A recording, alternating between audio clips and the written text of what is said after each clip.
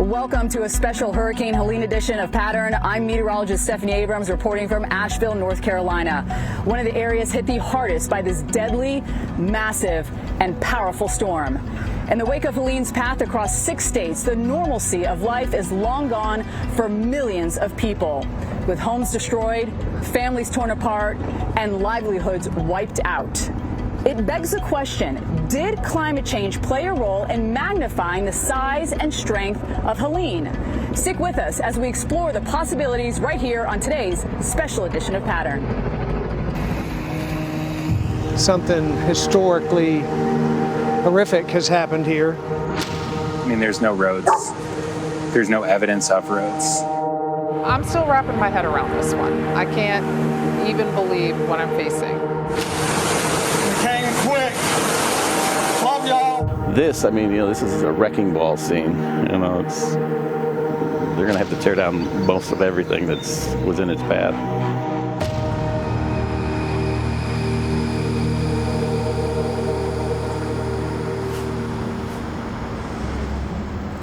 Hello and welcome to this special Helene edition of Pattrn. I'm Stephanie Abrams. Hey everybody, I'm Jordan Steele. We're going to start things off today with a look at some of the most jaw-dropping images that we've seen during and after Helene made landfall on Florida's Big Bend as a Category 4 hurricane on September 26th.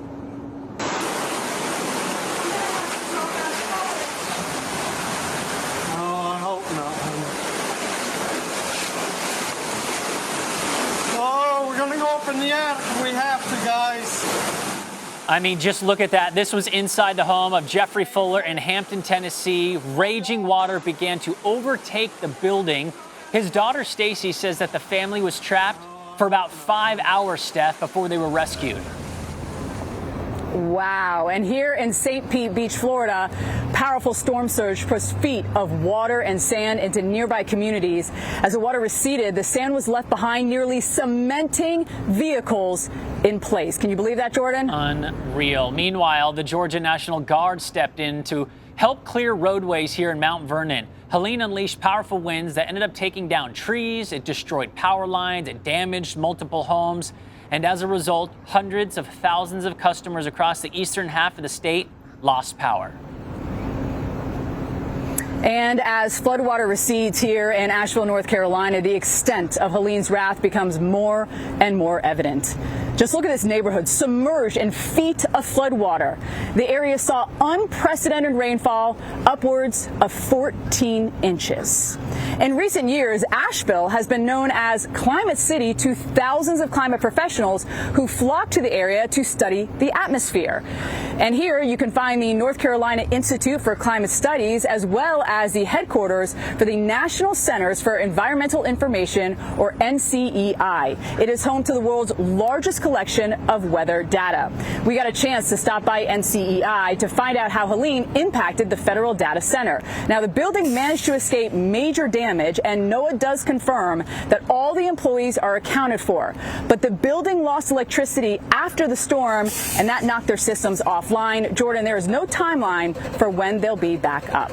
So you mentioned, Steph, that some of the flooding actually impacted NCEI. Was any of the data that we use here at the Weather Channel, is any of that data compromised? Yeah. No, none of it's compromised. It's being held in other locations, and then once they get back online, they will then bring it all into NCEI. And the NCEI is where the nation's observations go to live a second career. So what does that mean exactly? That means when you collect weather data, you average it over a 30-year period, and you then have climatology. And it's not collecting dust. It's useful. It really allows us to kind of look back and see how the climate is changing from years past. And then, of course, Jordan, how we forecast for the future. That's right. And a lot of that is changing right in front of our eyes.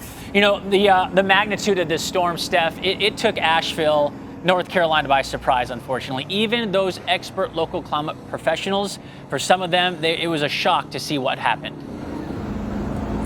I mean, it was just an absolute devastating blow, but communities are pressing forward and coming together to continue the search for missing neighbors, friends, and loved ones.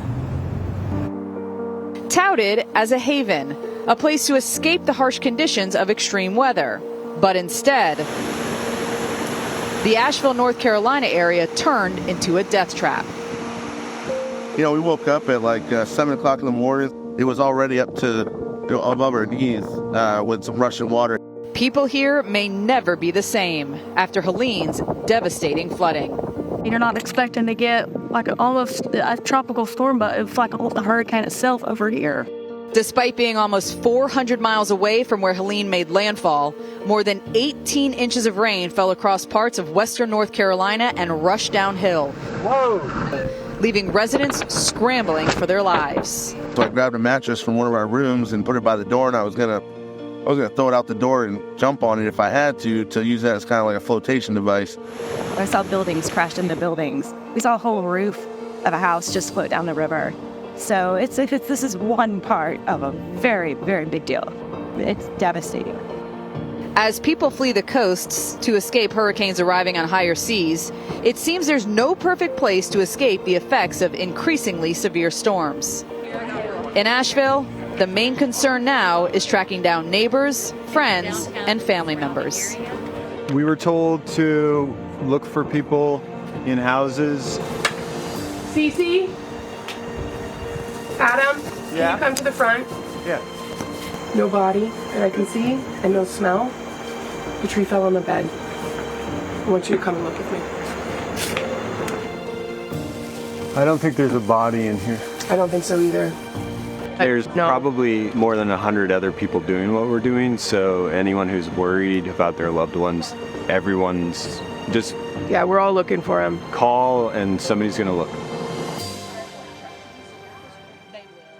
So hard, and so many folks are going through this. In this weekend's Facts Are Facts, the record-breaking numbers, they're still rolling in from the latest climate disaster. We want to take a look at a couple of those.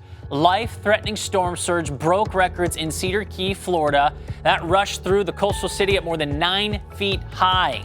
Also, the heavy rain from Helene set new records in Asheville, North Carolina. Nearly 14 inches of rain in a 3-day period. That triggered catastrophic flooding and unfortunately deadly flooding in the city. Helene also resulted in 30 flash flood emergencies the day after landfall. This set a national record for the most flash flood emergencies declared in a single day. Now, there's no denying that climate disasters are getting stronger, occurring more frequently.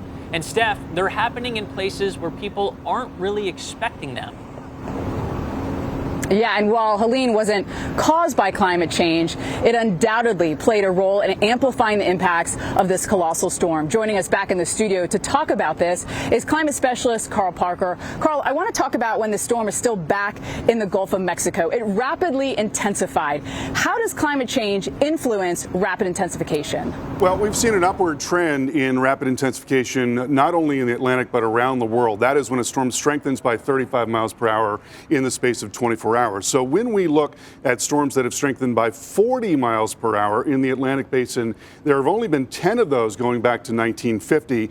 But take a look at the distribution of those storms. For the first 40 years, there were only 2. And then we had an uptick from 1990 to 2009. And then in the last 15 years, there have been 5 of those storms, including Helene, which strengthened by 55 miles per hour. And this is really important because it gives people less time to react. It gives officials and the public less time to react when these storms take off like that. Well, and it's unfortunate too because we've seen so often that these rapid intensification, happens when it's closer to home. So as we see these storms that are intensifying and they're getting stronger, what does the research suggest about that? As it's making its way, unfortunately, here to the United States? What we're seeing is a greater proportion of high-end storms, so storms that are category 3 and 4 and 5. And when you look at what's happened in the Atlantic, it's sort of jarring. We have had 8 category 4 and 5 landfalls in the last 8 years. The previous period for the 8 landfalls of category 4 and 5 storms was 57 years, 1960 to 2016. Now it happened in 8? And now it happened in 8 years. And so the modeling has shown this for a while, that for every 1 degree Celsius of warming in the ocean, winds would increase by about 4 to 5 miles per hour. But remember that wind damage is exponential. So it may well be that due to the warming in the Gulf of Mexico, we saw about a 40 to 50% increase in the damage potential from Hurricane Helene. Wow. And And some of that big damage is obviously caused by surge. So how much worse will the storm surge get due to all the rising sea levels, of course, thanks to the changing climate?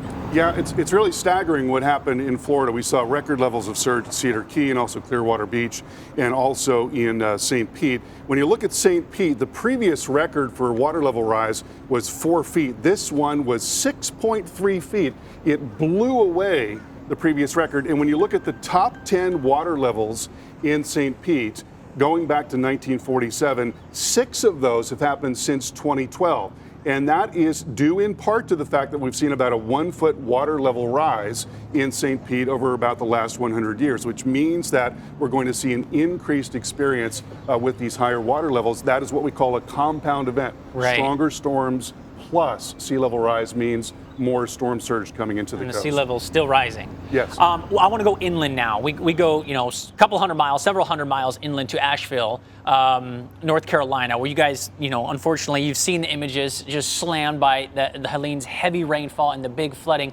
What are some of the factors that led to such a huge amount of rain with this system specifically? Well, a couple of things. One is that we're seeing an increase in evaporation rates over the ocean, and also warmer air has more capacity to hold moisture. It's about 7% for saturated air with about 1 degree Celsius of warming. We've seen 1.3, so it's probably closer to 8 to 9%. Okay. But recent research has also shown that in the core of tropical cyclones, it could be closer to 17 to 22% more moisture. So that's a lot more rain that we're seeing falling on the ground. And there was a recent rapid attribution study that suggested that maybe we saw a 50% increase in the amount of rainfall that came down from Helene on the high end. What they do is they look at the normal range of variability and see how far outside an event lies outside of that. That's really important because our infrastructure, for the most part, is 30 to 40 to 50 to 60 years old. It was not built for that. It was built for a different climate. And so when you're introducing an increase of 20% or 30% or 40% in rainfall, you're going to overwhelm that infrastructure. And unfortunately, Steph, we could see what happens to that infrastructure with scenes like right behind you right now. Yeah, right behind me. And then this, of course, brings up that question, guys, that a lot of people are asking. Well, should we have something more than a Category 5 hurricane? Should there be a Category 6? Yeah, there's a growing concern about that. Because if you think about the fact that, we've had a storm that got to 215 miles per hour, and the damage potential, the destructive potential of a storm like that is so much greater. And so, yeah, there's absolutely a group of people out there who are saying, yes, we should be looking at least a Category 6 just to let people know that we're getting into different territory. And that's just on the San Francisco. We were talking about the high-risk days, and maybe I think there's going to be a lot of questions as to should there be a ceiling. Carl Parker, storm specialist, or climate specialist, thank you so much for being with us. I appreciate it so much. All right, Steph, it was such a great conversation, but it really puts things into perspective on any future storm that comes down the pipeline could be even bigger. Yeah. And by the way, that brings us to our next topic. Home insurance. When it comes to insurance, you'd rather have it and not need it than need it and not have it. But depending on where you live, your home may be uninsurable. Why the insurance gap is and what you can do about it. And have you seen this video of an EV erupting in flames in a flooded garage? What going electric means for your fire risk in the event of a natural disaster, it's all about chemistry. We're going to explain coming up.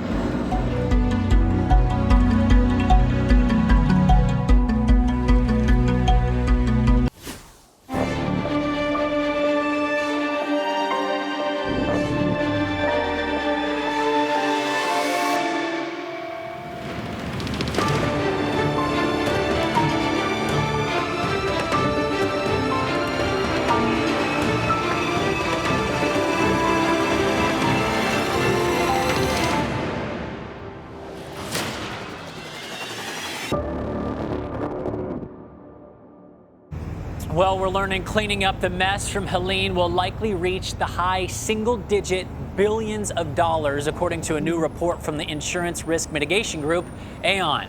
They report as of September 30th, the state of Florida alone already saw 40,000 insurance claims.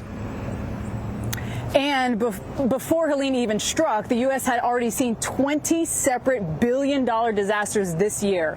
Because of the increasing frequency of these disasters, insurance companies are forced to make changes and in some cases refusing to offer coverage at all. United Policyholders is a nonprofit organization that offers education and support for consumers. Joining us now is Senior Program Officer Emily Rogan. Emily, thanks for being with us today. We're already seeing this problem in parts of Florida that see frequent hurricanes and tropical storms. It's also a problem in California because of wildfires. How did we get to this point? Thank you for having me. So that's a really good question. You know, with the increase in disasters, the insurance companies are more and more trying to figure out ways where they can still be profitable. But is it on the backs of consumers? You know, insurance is a safety net and often a requirement for you to even have a mortgage to buy a home. So we really want to make sure that we're striking the right balance of making sure that the homeowner is also able to protect their home and their assets and be ready for disasters like we saw this week. And Emily, we know that, when it comes to these policies, they're not just being canceled. In some cases, these premiums are skyrocketing. So my question is, what can homeowners do when you are faced with this situation? Right. So the new normal, unfortunately, is having to pay a lot more attention to your insurance.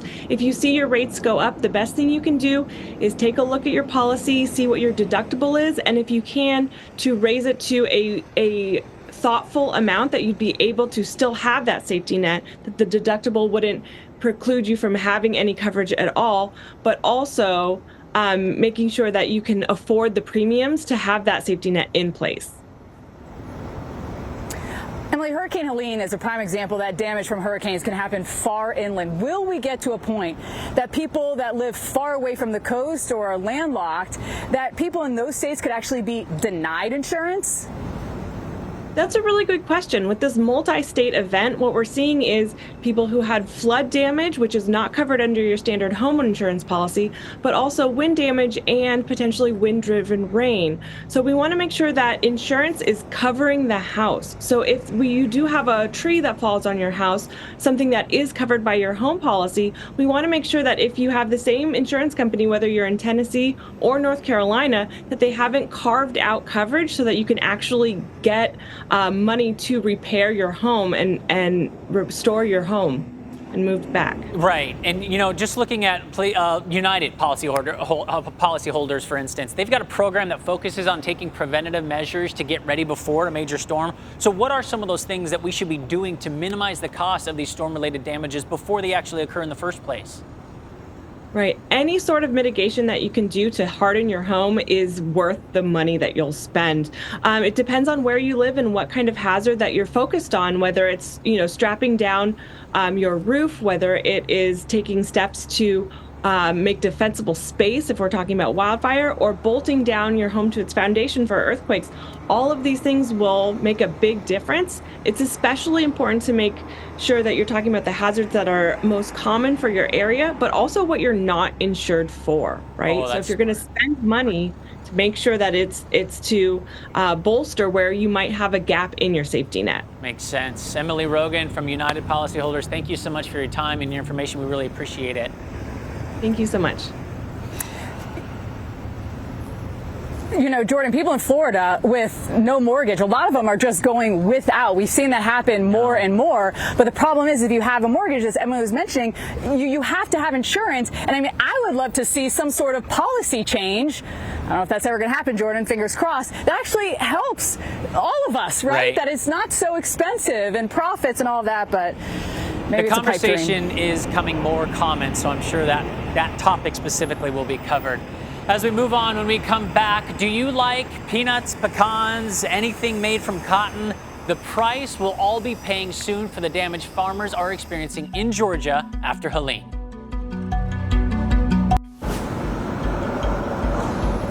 I'm Stephanie Abrams in Asheville, North Carolina, where Helene dumped nearly 2 feet of rain over parts of the Blue Ridge Mountains. But days of rain leading up to Helene's arrival exacerbated the flooding that followed, shocking even most weather-seasoned residents.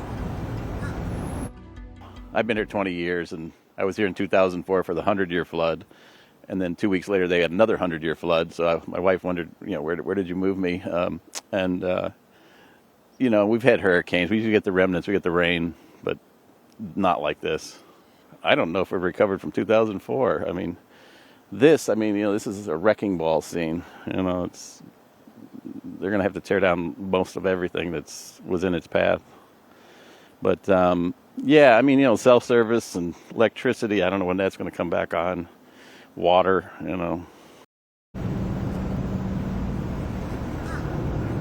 And experts are still measuring where this event will stack up in the weather record books. But when you hear the phrase 100-year flood or even 1,000-year flood, it doesn't mean the chance of this flood happening once, every 1,000 years. It actually refers to the statistical likelihood of this amount of rainfall happening in any given year. A 0.1% chance mathematically is written out as a 1 in 1,000 chance, and that's how you get the 1,000-year flood stat, Jordan. Exactly, which is unfortunate because that means you could have back-to-back, let's say 1 in 100-year flood events. Well, there is perhaps no group more in tune with what's happening with our changing climate than farmers. An agricultural community in South Georgia, they're suffering after Helene. Their losses are staggering, and we could all end up feeling the impacts of their losses. It affects you too. If you think what's going on in the Southeast as a result of Hurricane Helene doesn't affect you, think again. It's been the beginning of harvest season in these states. We'll see a lot of economic impact in our grocery stores. Georgia is the second largest cotton producing state in the country. This storm was nothing short of catastrophic for us. We had cotton that was ready to harvest. In some fields, I had to have really hard conversations with growers about it's not worth harvesting. In our state, we're staring firmly down the barrel of a 35 to 40% loss across the board on cotton, which is about 600,000 bales. 5 or 6% of the U.S.'s total cotton production. When a cotton crop is lost, this means the price of cotton-related goods will go up in the coming months. Your t-shirts, blue jeans, tablecloths, Q-tips, hats, and all will be more expensive. Cotton is a significant crop for us. It's number 2 in terms of receipts behind poultry. A lot of poultry houses were significantly damaged in the track of the storm. You're talking almost $200 million in chicken houses that were lost in this storm. And the chickens, once they get out of the house, you can't sell them. Poultry is usually around a 6-week crop from chick to harvesting that chicken. And so Chick-fil-A, your Dino Nuggets may all see a big impact there as well.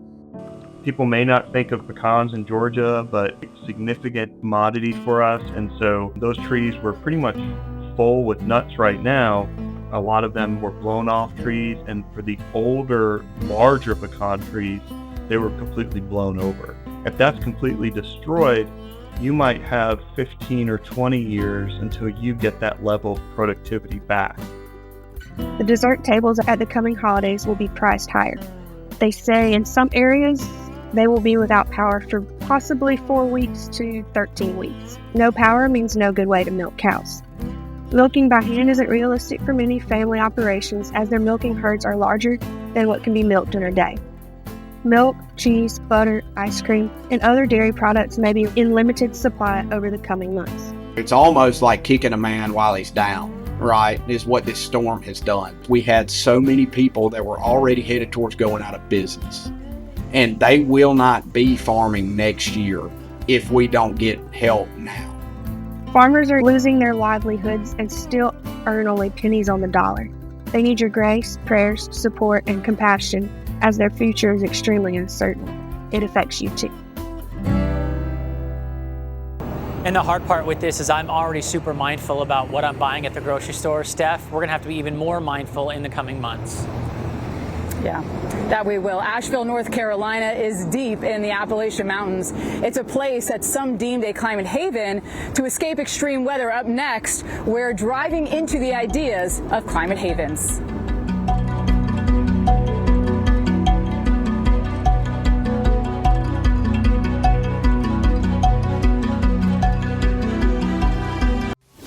I just lived through my first major climate disaster. For those who don't know, I live in Northeast Tennessee, and yesterday my region was hit with catastrophic flooding caused by the remnants of Hurricane Helene. This storm was absolutely made worse by climate change. And until we acknowledge that, there's no way we're going to prevent something like this from happening here again in the future. Right now, we still don't know the full extent of damage here in Northeast Tennessee, but what we do know is that it is not as bad as what's going on over the mountains in Western North Carolina. I'll be updating both the caption and comments under this video as I find information about mutual aid and recovery efforts. And I know that most of y'all are not from Appalachia, but we could really use your help recovering. It's going to take billions of dollars and probably decades to help our communities recover from this insanely historic storm. That video was posted by popular eco-influencer Elena Wood, aka the Garbage Queen. And the truth is there is no escaping climate change, even where I am here in Asheville, North Carolina, a town that some have called a climate haven. Right, but the truth is there is no such thing, and you can't escape the impacts of climate change. We do want to bring in Dr. Jesse Keenan with Tulane University. Dr. Keenan, thanks so much for being with us. Thank you so much for having me. Dr. Keenan, let's get straight to it. Do climate havens exist? No, climate havens are largely a fiction of the media who loves to have lists and to identify a popular phenomenon. But it is worth recognizing that there are sending zones and receiving zones in America. There are places where people are leaving and there are places where people are going. And it's a complicated push and pull. It's a very messy process about what we talk in terms of mobility, how people make decisions about where they're living and how they're living. But we know that climate is shaping this. People are sometimes leaving or being pushed because of climate exposure, climate impacts, chronic stresses. Sometimes people are drawn in by moderate weather and what they perceive are lower levels of risk. But at the end of the day, across the United States, there are a wide variety of impacts from climate and climate-attributed impacts that there is no escaping. It impacts nearly everybody. And when you're talking about extreme precipitation, it's widespread across the United States. There is no place that is insulated from these risks, particularly as the climate warms and we have more precipitation and more moisture in the atmosphere. Very true, but there was a time Asheville was considered a place that was relatively safe from climate change, obviously before this storm. Why do you think that is? Why did we perceive that it was a safe place? Well, people have been moving to Asheville, and I likely will continue to move to Asheville because of a very moderate climate in terms of heat, elevation, humidity. There's a number of different factors that people look at when they're considering where they want to live. And we know that people from the Southwest, from the coastal Carolinas, from Florida have been moving to Asheville, and they will likely continue to do so. But what I think people didn't fully appreciate is that the various nature of risk. Wherever you live, there's going to be risk, particularly in this case of flash flooding, given the steep notion of the terrain, the poor quality infrastructure, and the limited communications about where flood zones are and are not. So, you know, it's a challenging thing. People will continue to move away from the most high-risk areas, and they will look at places like Asheville that have a moderate climate in terms of our ambient temperature and seasonal temperatures, but they shouldn't overlook that there are always going to be this risk for extreme events. You mentioned about people moving or perhaps migrating due to areas that are maybe less prone to climate disasters. You said Asheville is one of those moderate areas. Are there other areas of the country that you would say are less prone?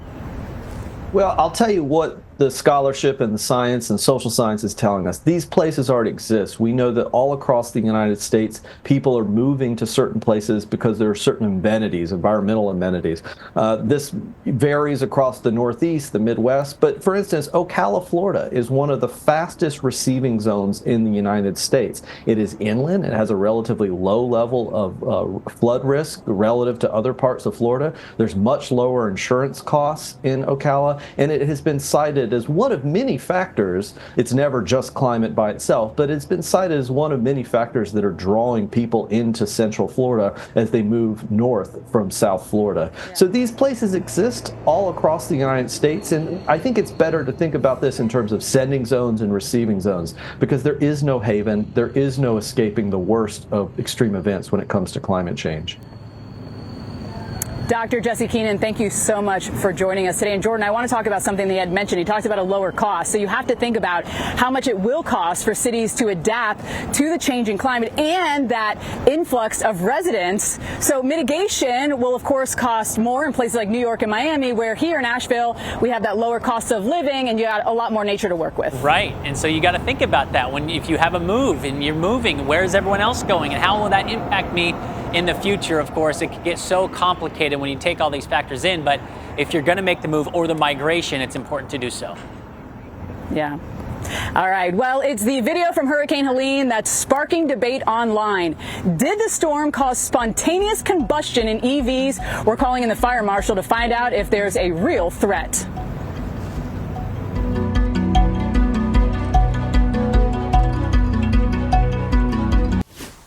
We just want to give another reminder about electric vehicles, e-bikes, anything with a lithium-ion battery. If you had anything like that in your garage or in your house and it was flooded, please get that out of your house as soon as possible.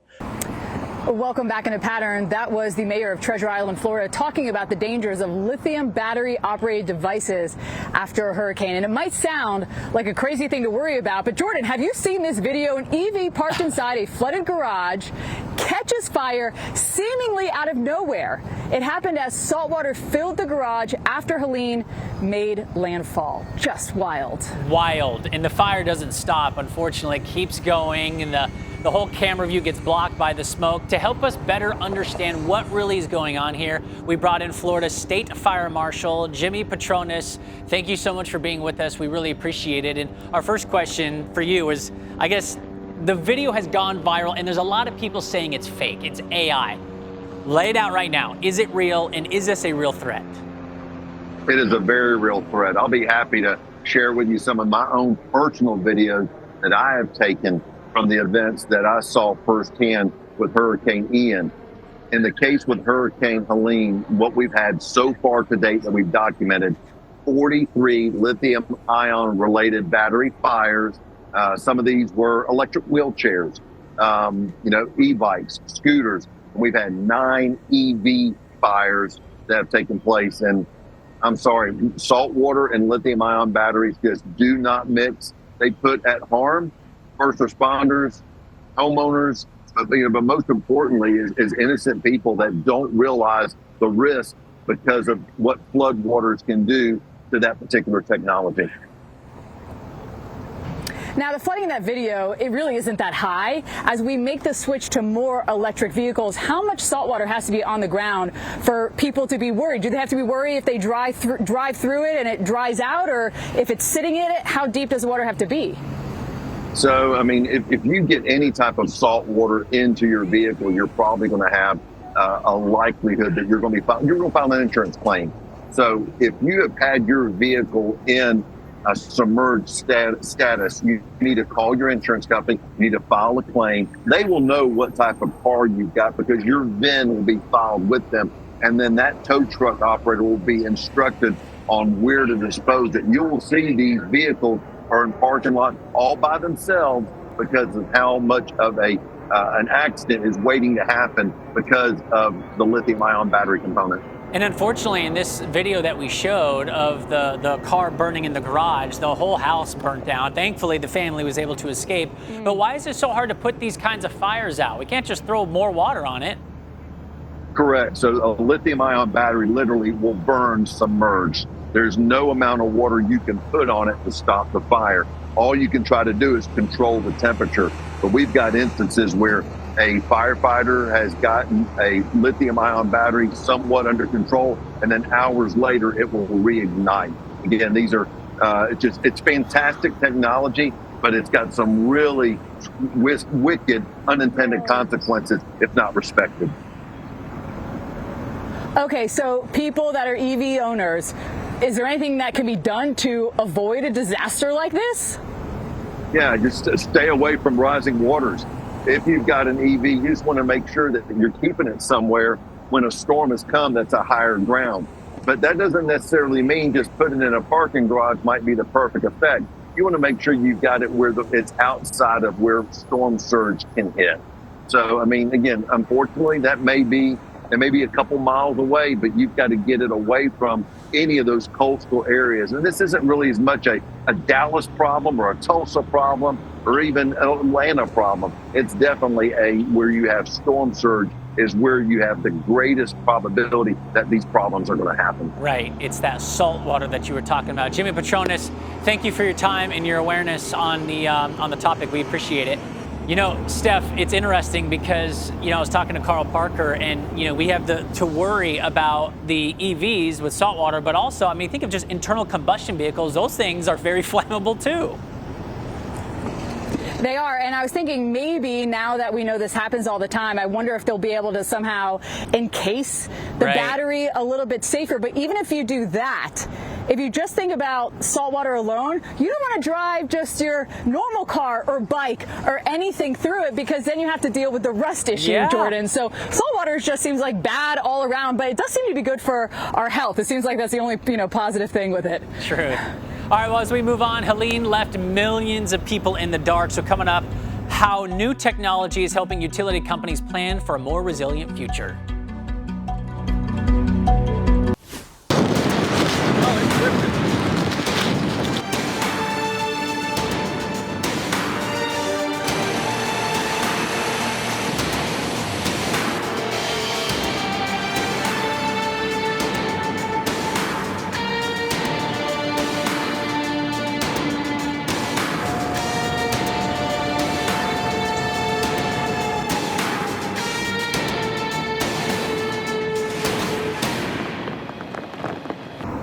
As Helene made landfall and swept across the southeast, the storm knocked out power to more than 4 million customers across Florida, Georgia, South and North Carolina, and Virginia. For some, it could take weeks before that power is fully restored. Yeah, and Steph, climate change is making extreme weather events like this, like Helene, more frequent, and that's putting a stress on our aging infrastructure. Get this, according to Climate Central, of all the major U.S. power outages from 2000 to 2023, 80% of them were due to weather-related events. And while tropical systems only accounted for a small percentage of those outages, they tend to last the longest. And when you think about this, we're going to be talking about not only weeks, but even longer when it comes to other types of infrastructure stuff. Your power is so important. Yeah, because exactly. It's not only power, but think about water, right? A lot of people here still don't have water, and it'll be some time before they can repair everything. And then we communicate so much by our phones. And Jordan, there have been people at power stations charging them up, but before the internet could come, they took it back old school and they started holding community meetings where everyone would come together. And it was something beautiful to see amongst all this darkness and tragedy. Wow. Well, of course, as the road to recovery winds down for millions, there's no doubt that Helene will go down in history as a record-breaking storm. And here at the Weather Channel and on Pattrn, we will continue to tell everybody stories. Stay safe, everyone.